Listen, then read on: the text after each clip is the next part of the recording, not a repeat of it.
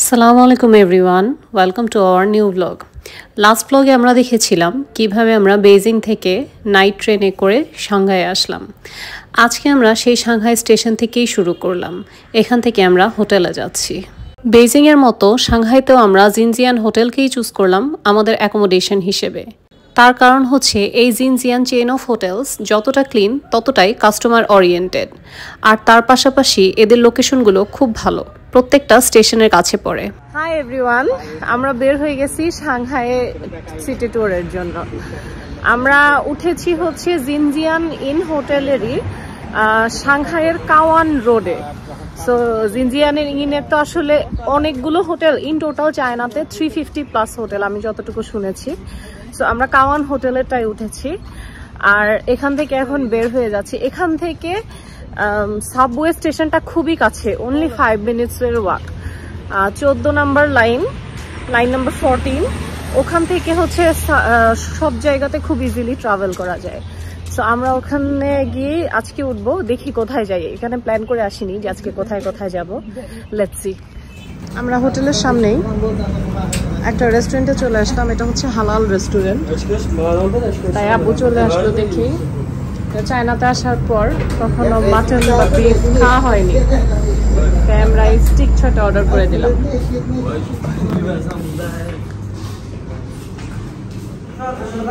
আমাদের বিফ শিক চলে আসছে, আর আম্মুর জন্য ডক্টর পোমোগ্রানেট জুস খেতে হচ্ছে, তাই আমরা কোথাও না পেয়ে এখানে এসে দেখে এই তিনটা নিয়ে নিলাম।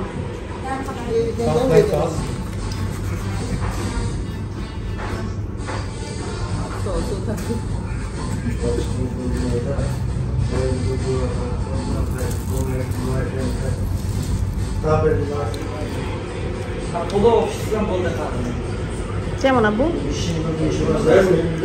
মজা তাই না?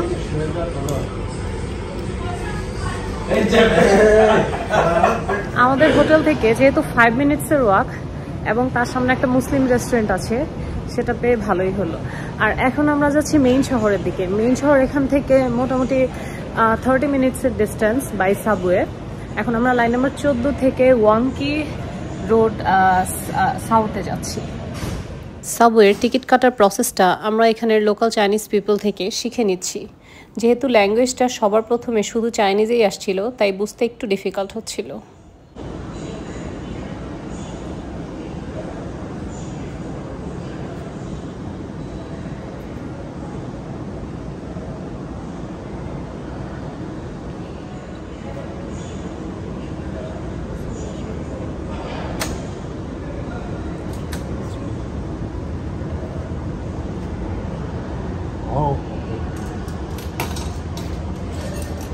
এখানের সিস্টেম হচ্ছে কয়েন দিয়ে তারপর টিকিট নিতে হয়, অথবা আলিপে দিয়ে।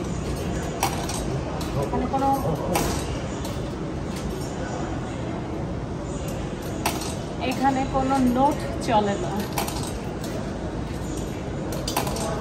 নোট থাকলে নোট চেঞ্জ করে কয়েনে কনভার্ট করতে হবে, সামনে একজন স্টেশন মাস্টার থাকবে তার কাছ থেকে।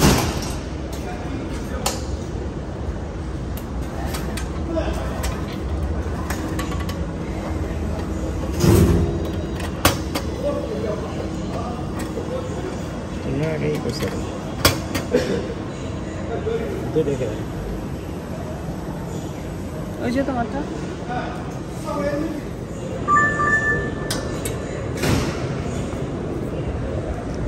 চায়নাতে সব জায়গায় সিকিউরিটি চেক হয়।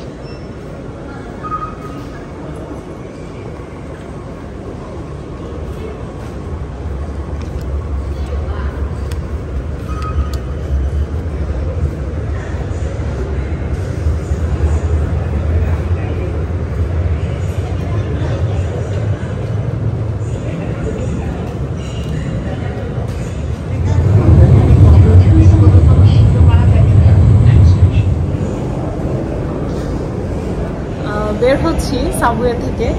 সাবওয়েতে এত ঠান্ডা, কারণ বাইরে প্রচুর রোদ ছিল, হোটেলেও প্রচুর গরম ছিল, তো আমরা মনে করছি যে হয়তো বা ঠান্ডা পড়বে না। সো আমরা কোনো শীতের কাপড় ছাড়া নর্মালি বের হয়ে গেছি যে এখন ফাইনালি স্টাইল করা যায়।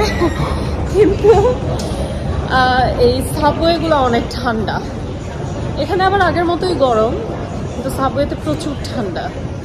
আমরা চলে আসছি সাংহাইয়ের একদম মাঝখানে, মেইন সিটিতে।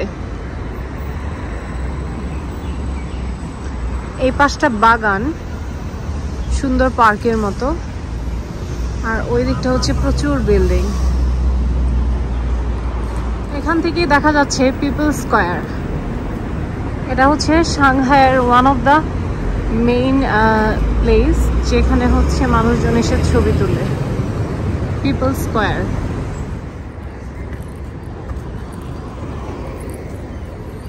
আমরা মেইন সিটিতে চলে আসছি সাংহাইয়ের, একদম সিটির মাঝখানে দাঁড়িয়ে আছি, মিউজিয়ামের খুব কাছে। কিন্তু ভাবলাম যে বিকাল হয়ে গিয়েছে, মিউজিয়ামে আর একটু সময় নিয়ে আসলে ভালো। সো আবার কালকে আসবো। এখান থেকে আমাদের বাসায় একটা সাবওয়েতে মাত্র 9টা স্টেশন চেঞ্জ করে আসতে হয়। যদিও শুনতে অনেক বেশি মনে হচ্ছে, কিন্তু আসলে খুব ফাস্ট সাবওয়ে মুভ করে, তো এত সময় লাগে না, 15 to 20 মিনিটস ম্যাক্স। আর এখন হচ্ছে আমরা একটা মলে যাচ্ছি, দূর থেকে দেখা যাচ্ছে যে অনেক সুন্দর মলটা। আর আশেপাশে হচ্ছে সাংহাই গ্র্যান্ড থিয়েটারও দেখছি, তারপর ক্যাপিটাল ল্যান্ড, পিপলস প্লেস সবই আছে। পার্কটাও অনেক সুন্দর। দেখি কোথায় যাই। আমাদের সবাইকে একটা ইউনিক জিনিস দেখাই। এটা হচ্ছে পুলিশের বাইক, যার সামনে 2টা চাকা আর পেছনে একটা। এই জিনিসটা আমার দেখা ফার্স্ট, যে বাইকেরও সামনে 2টা চাকা থাকে।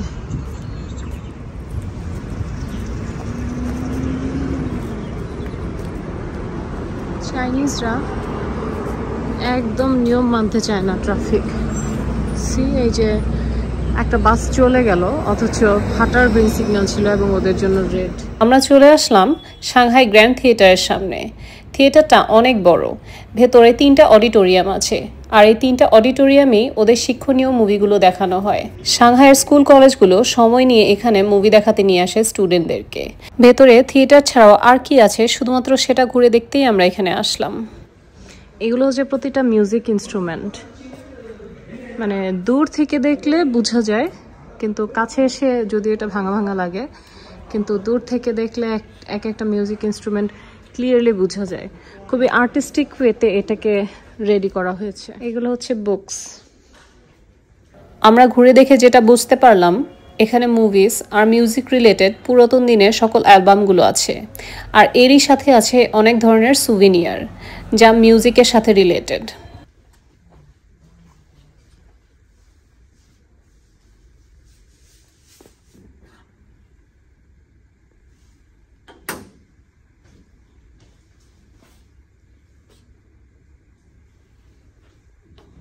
সাংহাই থিয়েটারে কিছুটা সময় কাটানোর পরে আমরা বের হয়ে গেলাম এখান থেকে, আর হাঁটতে থাকলাম সামনের দিকে। আমরা এখন যাচ্ছি সেন্ট্রাল প্লাজাতে, যেটা গ্র্যান্ড মিউজিয়ামের ঠিক অপোজিটে আছে।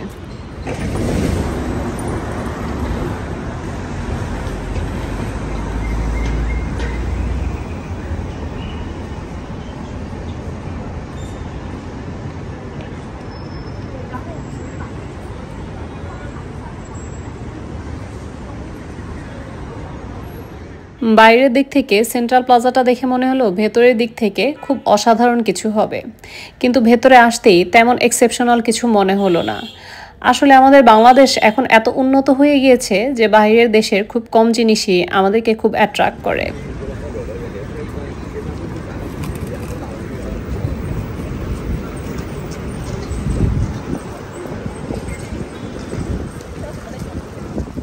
আজকের সাংহাইয়ের ওয়েদারটা খুব সুন্দর, নাতিশীতোষ্ণ বলা চলে, না খুব গরম আর না খুব ঠান্ডা। আর এরই মাঝখানে শহরটাও খুব কাম টাইপের। এটা খুব ব্যস্ততার শহর না, বেজিংয়ের মতো। আমরা চলে এসেছি সাংহাইয়ের লেগোল্যান্ডে। আমরা আশেপাশে যা কিছুই দেখতে পাচ্ছি সব কিছুই লেগো দিয়ে তৈরি।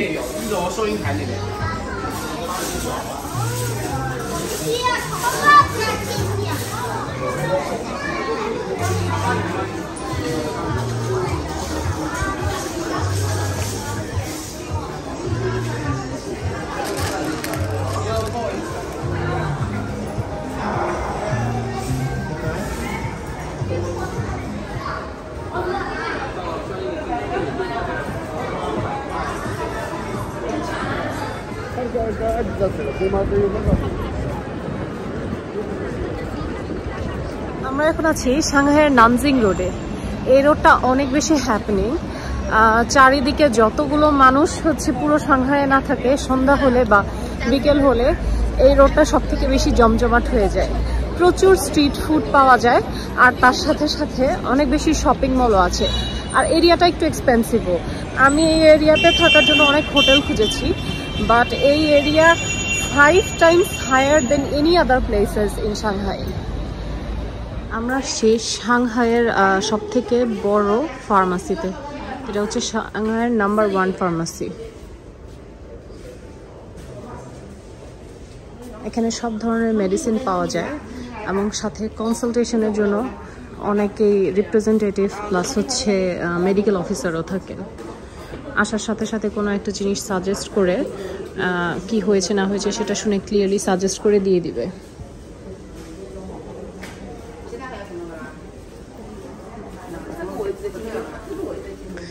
এটা সেই নানজিং রোডে বড় করে বিলবোর্ডে লেখা number 1 pharmacy shop in Shanghai. সন্ধ্যা হতে না হতেই নানজিং রোডের লাইট শো শুরু হয়, আর এই লাইট শোটা দেখার জন্য দূর দূর থেকে মানুষ চলে আসে।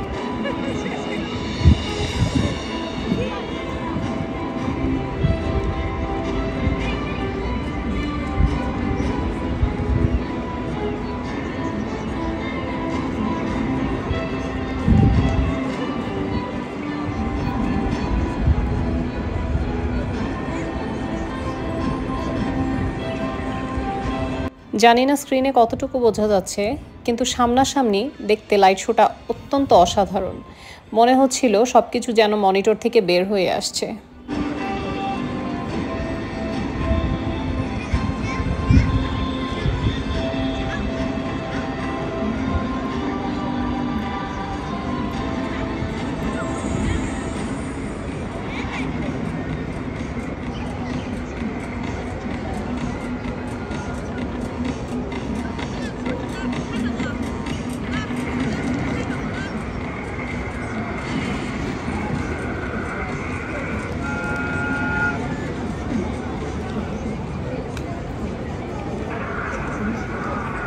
সম্পূর্ণরূপে ড্রিমি একটা ফিলিং।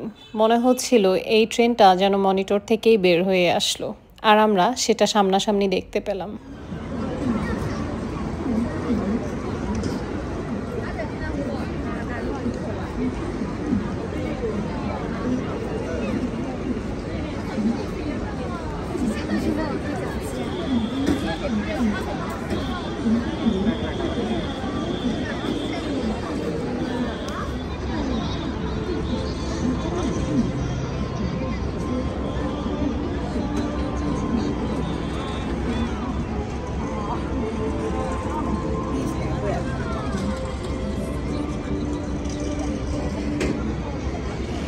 রাতের বেলা এই নানজিং এরিয়াটা আরো বেশি সুন্দর হয়ে যায়। চারিদিকে অনেক কালারফুল এলইডি লাইটে পরিপূর্ণ থাকে। চারিদিক মানে লেখা উঠে যে হচ্ছে নানজিং রোড সাংহাই। আর এখানে সাংহাই হোটেল আছে, হলিডে ইন হোটেল আছে। হোটেলগুলো যথেষ্ট ফেমাস এই জায়গায়। আর প্রতিটা জায়গা এত কালারফুল থাকে, দেখতে খুব ভালো লাগে। হাঁটতে হাঁটতে খেয়াল করলাম দূর থেকে একটা চায়নার ফ্ল্যাগ দেখা যাচ্ছে এই রোডেরই একটা বিল্ডিং এর মাথার উপরে। ফ্ল্যাগটা এত সুন্দরভাবে উঠছে যে ভাবলাম মুহূর্তটা ক্যাপচার করে নেই, যেন মাথা উঁচা করে গর্বে দাঁড়িয়ে আছে। এরপরেই আমরা চলে আসলাম নানজিং রোডের 4 রাস্তার মোড়ে, যেখানে অ্যাপেল স্টোর এবং স্যামসাং স্টোর ঠিক অপোজিটে দাঁড়িয়ে। আর সেখান থেকে অ্যাপেল স্টোর এবং স্যামসাং স্টোর দুজনেই নিজেদের প্রমোশন করছে তাদের বিলবোর্ডের মাঝখানে। আর সেই বিলবোর্ডটা সবাই দাঁড়িয়ে দাঁড়িয়ে দেখছে। সন্ধ্যা হওয়ার পরপরই যে পরিমাণে মানুষ এখানে দেখা গেল তা থেকেই বোঝা গেল ঠিক কী পরিমাণে মানুষ ট্যুরিস্ট হিসেবে সাংহাইতে পাড়ি জমায়। আর তাই হয়তোবা এই কারণেই এই প্লেসটা এতটা হ্যাপেনিং আর এক্সপেন্সিভ। আপনাদের সাথে শেয়ার করে নেই কীভাবে সাবওয়ের টিকিট পারচেস করতে হয়। নিচে সবগুলো লাইন নাম্বার দেওয়া আছে, আর এই লাইন নাম্বারের মাঝখানে যেই লাইনে আমরা যেতে চাচ্ছি সেটা সিলেক্ট করার পরেই প্রত্যেকটা ডেস্টিনেশন চলে আসে। সেখান থেকে আমরা স্পেসিফিক ডেস্টিনেশন সিলেক্ট করে আমরা দিয়ে দিব কতগুলো টিকিট পারচেস করতে যাচ্ছি। যেমন এখানে আমরা 3টা টিকিট পারচেস করতে যাচ্ছি। এক একটা টিকিটের প্রাইস 4 ইউয়ান করে, আর টোটাল আমাদের 12 ইউয়ান পে করতে হবে। এখানে টিকিট পারচেজের সিস্টেম হচ্ছে অবশ্যই কয়েন দিয়ে টিকিট অথবা আলিপের থ্রুতে টিকিট পারচেস করতে হবে। কারোর কাছে যদি নোট থাকে সেটা স্টেশন মাস্টার থেকে চেঞ্জ করে নিয়ে এসে কয়েনে কনভার্ট করে নিতে হবে। আর একটা একটা করে কয়েন দেওয়ার সাথে সাথে অ্যামাউন্ট পেইডের জায়গায় আপডেট হতে থাকবে। যখনই টোটাল অ্যামাউন্ট পে করা হবে তারপরে সেখানে আমাদের টিকিটস কার্ড হিসেবে চলে আসবে। যদি কেউ এক্সট্রা পেমেন্ট ভুলে করে থাকে সেখানেও টেনশনের কোনো কারণ নেই, কার্ডের সাথে সেই এক্সট্রা কয়েনগুলো চলে আসবে। যেমন আমাদের এখানে টোটাল একটা একটা করে 12টা কয়েন পে করার কথা, কিন্তু আব্বু ভুলে 13টা কয়েন পে করেছিল। তাই আমরা নিচে চেক করলাম 3টা কার্ডের সাথে আমাদের যে এক্সট্রা কয়েন পেমেন্ট করেছিলাম সেটাও চলে এসেছে। আশা করি সাংহাইতে কিভাবে সাবওয়ে টিকিট কাটতে হয় সেটা বোঝাতে পেরেছি। আজকের মতো এ পর্যন্তই, দেখা হবে আবার পরের ব্লগে। Thanks for watching.